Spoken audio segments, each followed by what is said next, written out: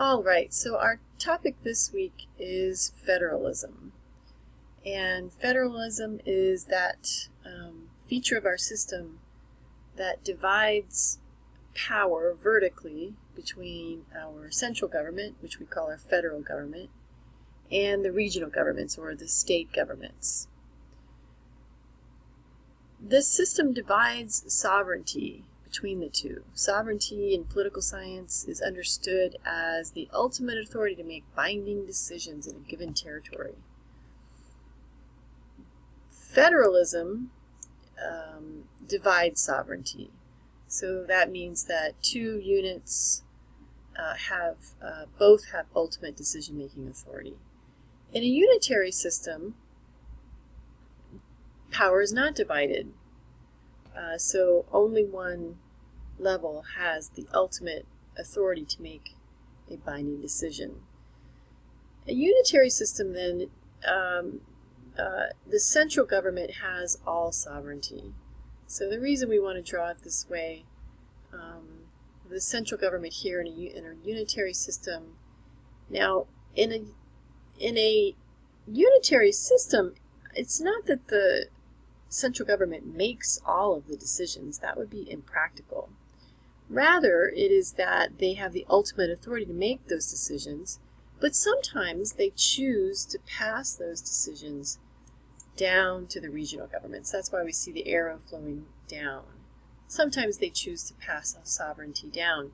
So, for instance, you might think about in France, let's say there's some national crisis about garbage collection. I mean, garbage collection for the most part is carried out by the regional governments. They're the ones that sort it out and figure out what's going to happen. But if there was some national crisis, the central government could take that sovereignty back, and it could say, well, we're going to be the ones to make decisions about garbage collection. Now, as a practical matter, they're not going to do that. They're going to pass sovereignty down to the regional government so that they can make those decisions. But always with the thought that they could take it back if they wanted to. Federal system's quite different. There are two different levels of government: the central government, the regional governments, our state governments. Both have sovereignty, so we kind of place them on the same plane here. But both of them can pass some of their decision-making authority to the other level. And as a practical matter, sometimes they do.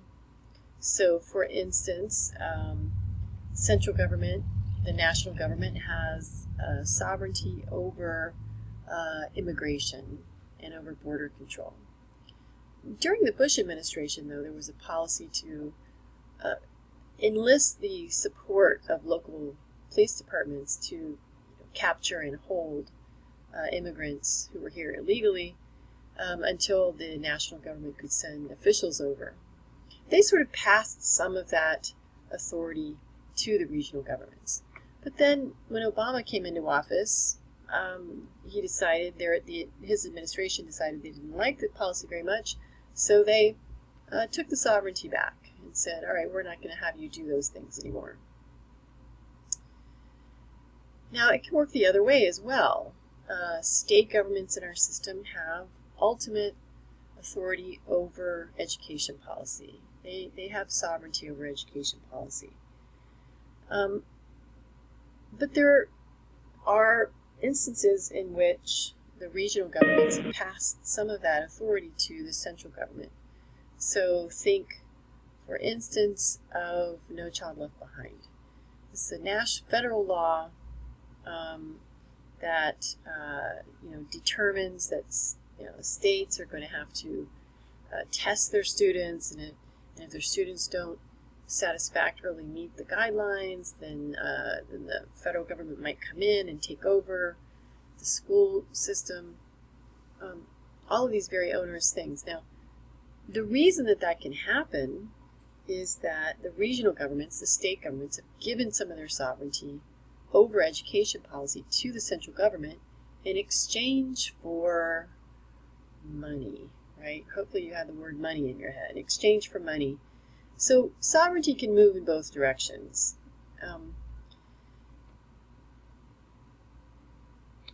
This map represents the places in the world that have federal systems.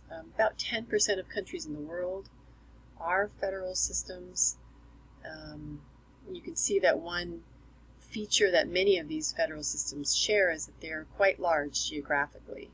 It makes sense in a large territory to divide sovereignty, but we can think of at least one very large country, namely China, that is not a federal system. And there's also some, in political science, some attention to the question about whether Russia is truly still a federal state. They have a constitution that says they are a federal system, but it's clear that power is being withdrawn back into the center, so it's unclear that they're functioning as a federal state. So these things are in flux. They do change.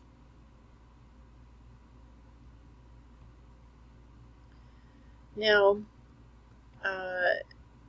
this is a kind of chart that you'll find in almost every American government textbook. This is one that I had from another book that I used, outlining the different, some powers that are exclusively national powers or central government powers, some that are exclusively under the purview of the state governments, and some that both of the levels of government do and have the authority to do. In the Constitution, we've already talked about some of these passages that are really crucial in establishing our federal system. The list of powers, Article 1, Section 8, giving the federal government a grant of power, including especially the Commerce Clause, and the Supremacy Clause at Article 6. So this is the federal power and where it gets power in the Constitution. And the state governments, the Reserved Power Clause in the 10th Amendment, the address to the states that powers that are not given explicitly to the federal government are reserved to the states. We do see as well denials of power for both of the levels of government. Now, our federal system has changed very dramatically during the course of the country's history. And when we talk about this history, we generally talk about three pretty distinct periods. The first period between 1789 and 1865, and you maybe would know the significance of these dates. This is the 1789, of course, is the date the Constitution was ratified and set up our federal system, and 1865 is the end of the Civil War. So basically we're talking about the period before the Civil War. At that early point in our country's history, what the federal system was going to be was really very much up for grabs.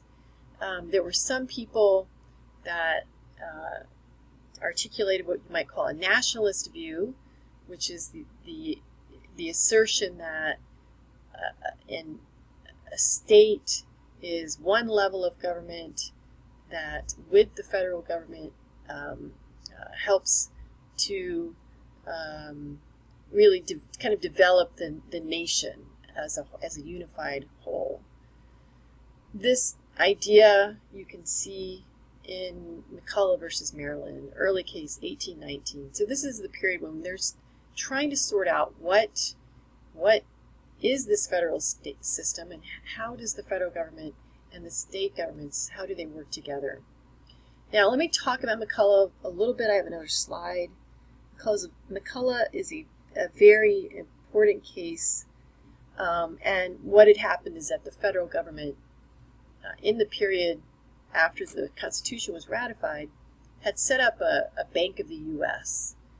To make loans and to direct financial policy in the country. Now, other states also created their own banks to do the same thing, because having control over revenue and over who was going to get loans allowed the particular government to kind of direct the way that the economy was going to develop. And this was a really important topic at the time. Who was going to have access to credit? Now, Maryland wanted to have control over this policy within the state of Maryland. So what they did is they levied a tax on the Bank of the U.S.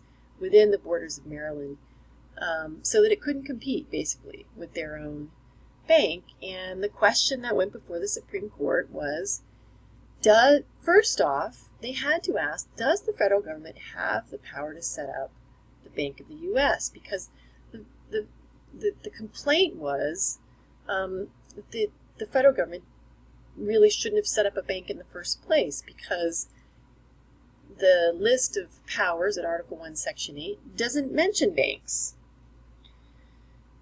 There was a pretty robust debate about this. I mean, this was Hamilton's idea, the bank was Hamilton's idea, and somebody that really hated the idea of the Bank of the U.S. was Jefferson. And Jefferson really hated Hamilton, too. They didn't get along at all. Jefferson thought that the country would best survive with citizen farmers, and he was very uncomfortable with the idea of an industrial policy, which would be underlied by the Bank of the U.S. Hamilton saw that as the future of the country. Of all the founders, probably Hamilton would have been the most at home in today's United States. He kind of, this is the way he hoped or thought things might develop. So they were in some conflict about this. And the court, though, says to that question, yes, the federal government does have the authority to set up a bank of the U.S., and this is by virtue of the necessary and proper clause. The last clause in that list at Article 1, Section 8, that says that the federal government, the Congress, has the authority to make all laws which shall be necessary and proper to carrying out the foregoing powers. So it refers back to the powers that are there, and it essentially says, or this is the way the court interpreted it, that things that the federal government does that are not explicitly on that list can be okay if they can be construed or understood as being necessary and proper to something that is on the list. And setting up a bank was necessary and proper to borrowing money, to controlling the currency, to collecting revenue, all of these things that are actually on the list. Now the second question, once they resolved that, the second question was, can Maryland interfere with the Bank of the U.S. by taxing it? And very quickly, or very simply, the Supreme Court said, no. The Supremacy Clause clearly says that, or in this interpretation, implies that if the federal government is doing something that they are allowed to do under the Constitution, and the Supreme Court just said that they were allowed to set up a bank, then states cannot interfere. Any state law to the contrary notwithstanding is what the Supremacy Clause says. So this is the way it was resolved. Now, let me just go back to the slide. So this is one view, right, culminating, illustrated by McCullough versus Maryland, that the federal government really is taking the lead. There was another view, very popular at the time, and that is that essentially the system was a system of states that were entered into a compact, and that states could reject nation-building initiatives pushed by the federal government if they wanted to. And that, the states were almost on an equal plane. They were an equal partner with the federal government. A couple of examples of this: the nullification doctrine in 1832. This is the idea that that states, if there are enough states that don't like a particular federal law, that they should be able to vote to nullify it. Now, the particular conflict around this was about an import tariff that was placed by Northern Congress people, and was especially onerous for the South. And so the South didn't like this import tax, and they wanted to get rid of it. And so they were hatching a plan to get together enough Southern states to refuse to allow the import tax to be collected and to take a vote on whether it should be officially nullified. Now, from our perspective, this seems impossible, but at the time, everything was in so much flux. The Supreme Court had essentially just given itself the ability to nullify or strike down federal laws, and so it seemed plausible that state governments might be able to do that as well. The crisis was averted when the northern delegates to the House and the Senate rescinded the import tax. So they put water on the fire for the present moment. But really what was at the heart of this crisis and of later ones was slavery.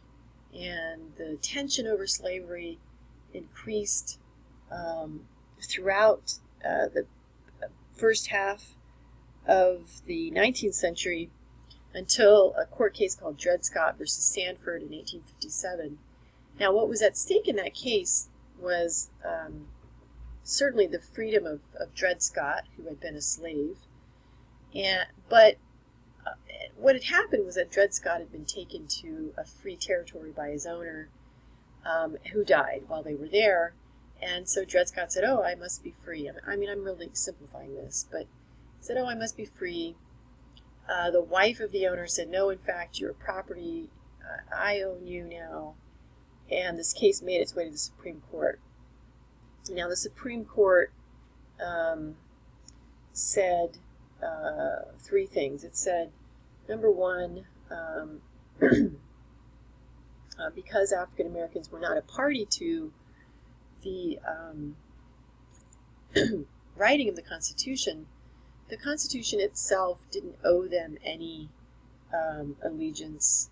It didn't establish citizenship for them. They were pretty much left out in the cold. And so what that meant was that slaves were, in fact, property. The third thing that the court said in that case was that any federal law that made it the case that if you brought a slave into a free territory, that slave would then be free, was essentially a violation of the Fifth Amendment of the Constitution, the Due Process Clause, the Takings Clause, and that the federal government really did not have the right to do that and didn't have the authority to interfere in the institution of slavery within the states. So it essentially, determined that the federal government was powerless on this most crucial of conflicts when it came to nation building. Dred Scott really almost made the Civil War inevitable. And of course that is what happens next. The Civil War, after Lincoln's election in 1860, states in the South begin to secede one after the other, and war ensues. The war lasted for about 5 years and is really a turning point in the development of our system. I'm just going to mention three kind of broad changes that took place. One, certainly we added the 13th, 14th, and 15th Amendments, which we talked about a little bit. 13th Amendment banned slavery.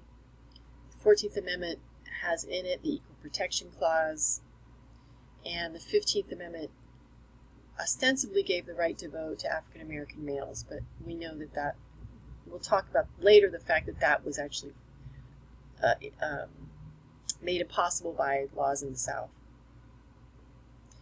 Another thing that happens is that the Civil War really changes people's understanding of the state's place in the federal union, but also of their own place in the union. And there's just kind of a gradual shift from before to after the Civil War. People used to kind of think of their citizenship as primarily state-based. So people would say, well, I'm a Virginian, or I'm a Pennsylvanian. After the Civil War, though, that really shifts so that people really, the primary citizenship is centered in the United States. There's also a shift in the language that kind of sort of reflects this. Before the Civil War, it was perfectly acceptable construction to say the United States are a wonderful place to live. To use the plural. We don't use the plural anymore. We say the United States is. It's one country. And you can sort of see that change in the language from before and after the Civil War. Another thing that happens is that the debate about the status of the Union really does dissipate. And it morphs kind of into a debate about the appropriate functions of the different levels of government, federal and state. And so we move into the second period, and this is the period beginning in 1865 at the end of the Civil War and going until 1937, which is in the middle of the Great Depression. This is the period that we refer to as dual federalism, sometimes layer cake federalism, right? This is a period when the duties of the federal government were strictly separated from the state governments and from the local governments. When I discuss this, I want to talk about two passages of the Constitution, how they were understood during this period that really leads to this very great distinction between federal and state duties. During this early period, the Supreme Court read the Commerce Clause. Remember, that's the clause that says Congress shall have power to regulate commerce with foreign nations, among the several states, and with the Indian tribes. And it's that among the several states that makes all the difference here. So in this early period, the Commerce Clause jurisprudence, the Supreme Court read that as meaning transportation.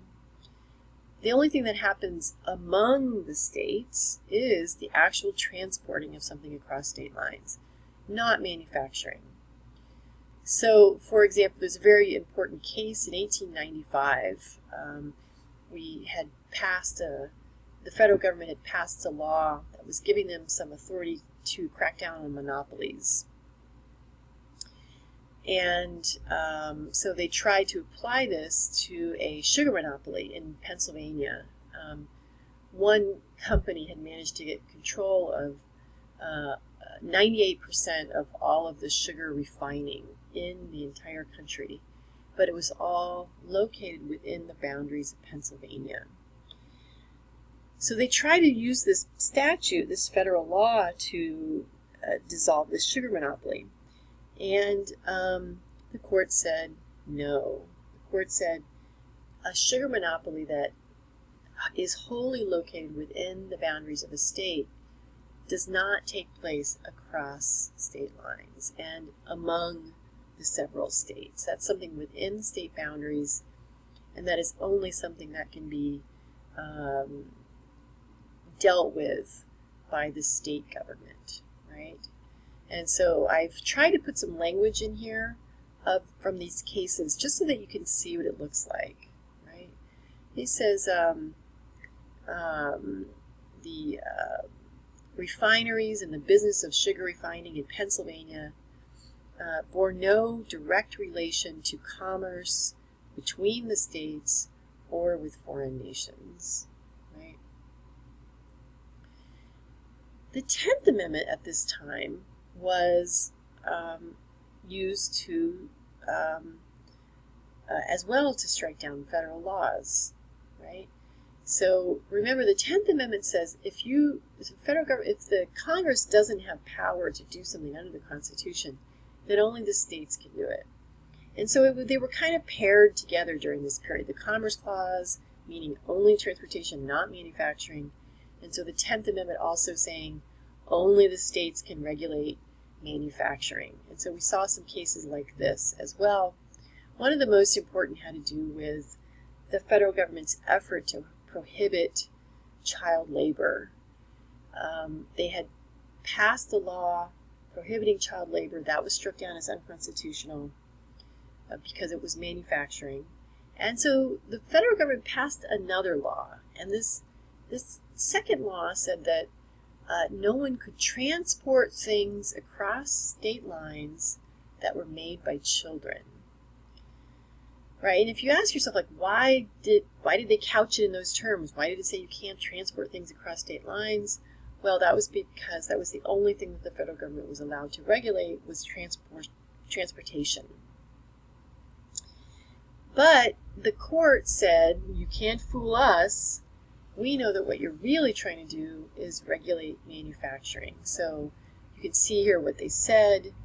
In our view, this by means of a prohibition against the movement in interstate commerce of ordinary commercial commodities to regulate the hours of labor of children in factories and mines within the states is purely state authority, right? It's repugnant to the Constitution. It not only transcends the authority delegated to Congress over commerce, but also exerts a power as to a purely local matter to which the federal authority does not extend. So they're trying to really draw a very strict line between federal responsibilities and state. Now, the states themselves, in some cases, there were some people in the states that wanted to ban child labor, but in other cases, it was very difficult to get these laws passed because it was so lucrative. Now, what happens next is the Great Depression. And this really has an enormous impact on the federal system.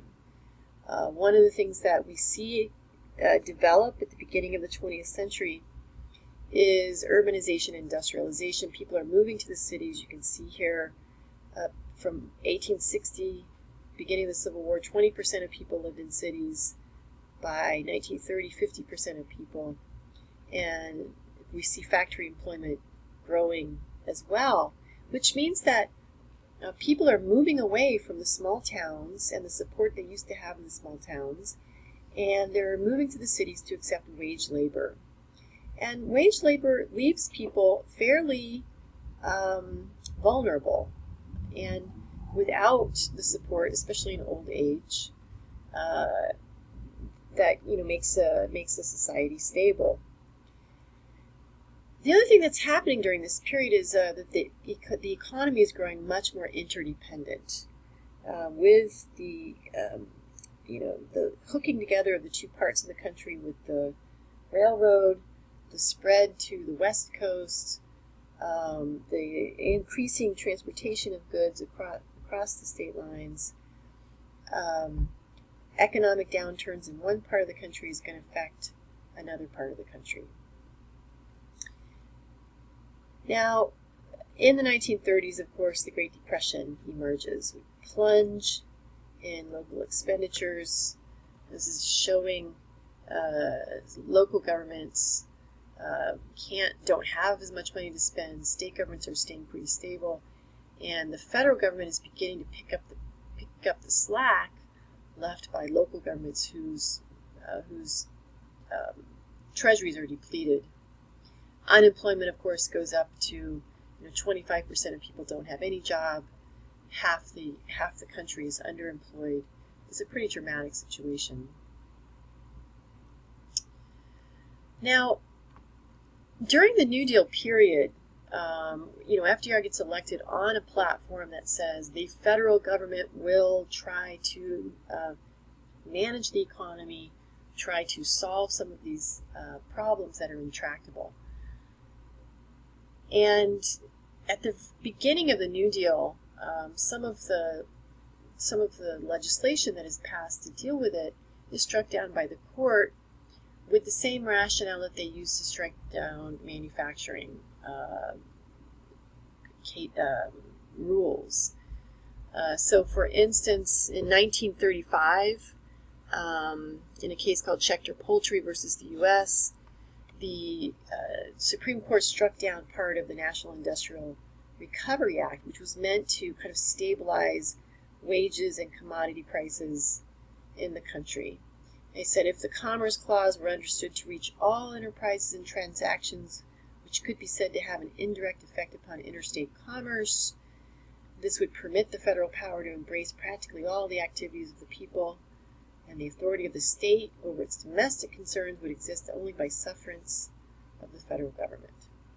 So this is an extension of this notion that the federal government really doesn't have the power under the Constitution to regulate the economy. The people were very upset about this, and a plan was devised to do what's called pack the court. The number of people on the Supreme Court is not in the Constitution. It is set by federal law. So the idea was to just add 2 more people to the court, because this decision right here, Schechter, was a 5-4 decision. And so if you could add two more people to the court, you could overturn that decision and make it 5-4 in your favor. And so that's what they were intending to do. So they started to think about this, change the law, so put 2 more people on. A lot of people are very uncomfortable with this. It really does seem, people are uncomfortable with the idea of interfering with the independence of the judicial branch. But a court case was handed down in 1937 that made it unnecessary. One person on the court who was in the 5-person majority in this case changed his mind and shifted to the other side. And it was originally in a couple of cases, one called National Labor Relations Board versus Jones and Laughlin Steel, and another one having to do with a case in Washington. So what they say in this case now is that if the activities that are intrastate in character, which means they only happen within a state boundary, if they have such a close and substantial relation to interstate commerce that their control is essential or appropriate to protect that commerce from burdens and obstructions, Congress cannot be denied the power to exercise that control. Now, they say it must be considered in light of our dual system of government. It can't be so broad, but the question, so that it can't be so broad that the distinction between national and local is obliterated, but certainly they say the question is necessarily one of degree, not in kind, whether they can do that or not, but just how much they can do it. So authority is now given to the federal government to regulate manufacturing, and this is a huge shift, and it ushers in the third kind of period in federalism from 1937 to now, cooperative federalism, and a federal role in managing the economy. Sometimes we call this marble cake federalism, right? So the federal government is doing things and it's kind of mixed up with what the states are doing, which is mixed up with what the local governments are doing. There's not a real clear distinction between who can do what in many, many issues. So after the shift, now the Commerce Clause includes manufacturing, not just transportation, and this paves the way for things like OSHA, the Occupational Safety and Health Administration. You've probably seen their signs in break rooms somewhere. This is the federal entity, for instance, that requires that you have, safety mechanisms on meat cutting blades across the country, things like that. Federal minimum wage is also now possible. the National Labor Relations Board, which governs unions, the Food and Drug Administration, etc., etc., etc., etc. And in a case in 1946, the court says the reach of the Commerce Clause is as broad as the economic needs of the nation. Very different. Now, the 10th Amendment jurisprudence takes on a very different light during this period. It's not nearly as important. It's not used very often to limit the federal government's power, except in cases recently where you can find that the thing that the federal government is doing has clearly nothing at all to do with interstate commerce. And this is a test, whether it actually has to do with commerce is a test. It doesn't end up, striking down most things that the federal government wants to do. But let me just give you an example. So this case called U.S. versus Lopez in 1995. The federal government had passed a law called the Gun-Free School Zones Act. And it said that you couldn't have a gun within a certain, I think, 1,000 feet of a public school. I can't remember exactly. But what they said was that this act neither regulates a commercial activity nor contains a requirement that the possession of a gun be connected in any way to interstate commerce. And for that reason, they held that the act exceeds the authority of Congress to regulate commerce. To agree with the government would be to have to pile inference upon inference in a manner that would bid fair to convert congressional authority under the Commerce Clause to a general police power of the sort retained by the states. And this is a really important phrase, police power. If the Supreme Court draws any lines, very bright, specific lines between what the federal government can do and what the states can do, they are consistent in saying that the federal government cannot engage in a general police power, that is clearly the state's purview. So in this case, they said, well, because what the government had been saying was that, well, guns are trafficked in interstate commerce, and so we get to say where they can be. And the court said that that's not commerce. That's not commerce.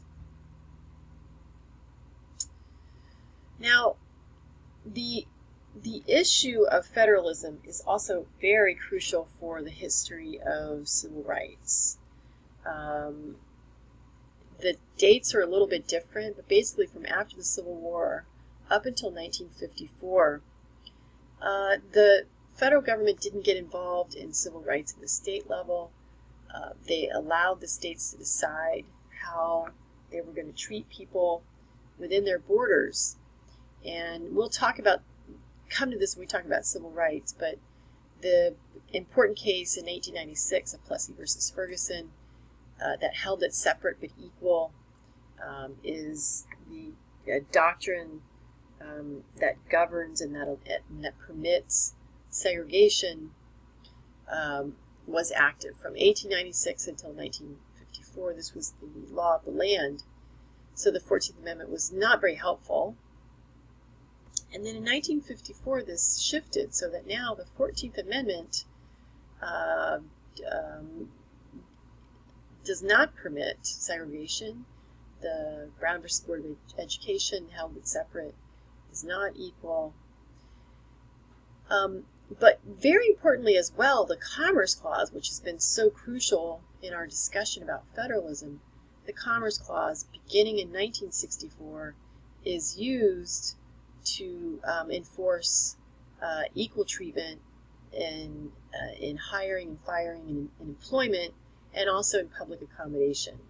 So that the Commerce Clause, because excluding all African Americans from 90% of jobs, in some cases in the South, impinges upon commerce. It certainly restricts commerce. And so the federal government asserted its authority to ban such discrimination. because of its effect on commerce, and also the discrimination against people in public accommodation. So if you have a restaurant, or in this case a hotel, Heart of Atlanta Motel versus the U.S. in 1964, held that yes, indeed, the federal government does have the authority under the Commerce Clause to require that public businesses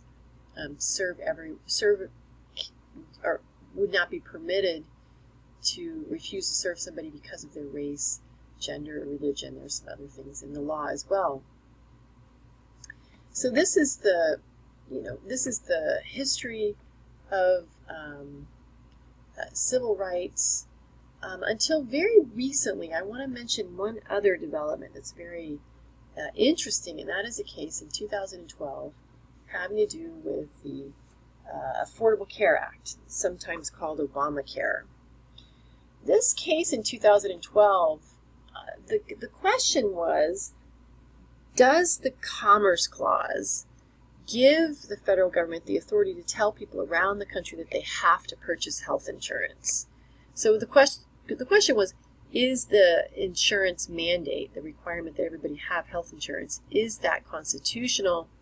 And more specifically, does the Commerce Clause give the federal government the authority to do that? Now, here's what they said in the case. The individual mandate cannot be upheld as an exercise of Congress's power under the Commerce Clause. Right? That clause that authorizes Congress to regulate commerce, not to order individuals to engage in it. However, what they did do, the court, is they said, but you could reasonably construe that the federal government has the authority to tax people at a higher level if they refuse to buy health insurance. And so the Supreme Court upheld the individual mandate under the tax clause. And the tax clause, is at Article 1, Section 8, Item 1, right? The very first thing on that, the power to lay and collect taxes. And so the Affordable Care Act's insurance mandate was not upheld under the Commerce Clause. It was upheld under the Tax Clause. Now, there were 4 people on the court who disagreed with that interpretation and said, no, actually the Commerce Clause does give the federal government the authority to enforce the insurance mandate, but 5 people on the court said disagreed on that. So it's a different direction for jurisprudence, kind of puts an end to jurisprudence based on the Commerce Clause when it comes to requiring people to purchase things, but then shifts it over to the tax power, and that's a new area to move into for federalism. All right, good. So let's move to the next slide.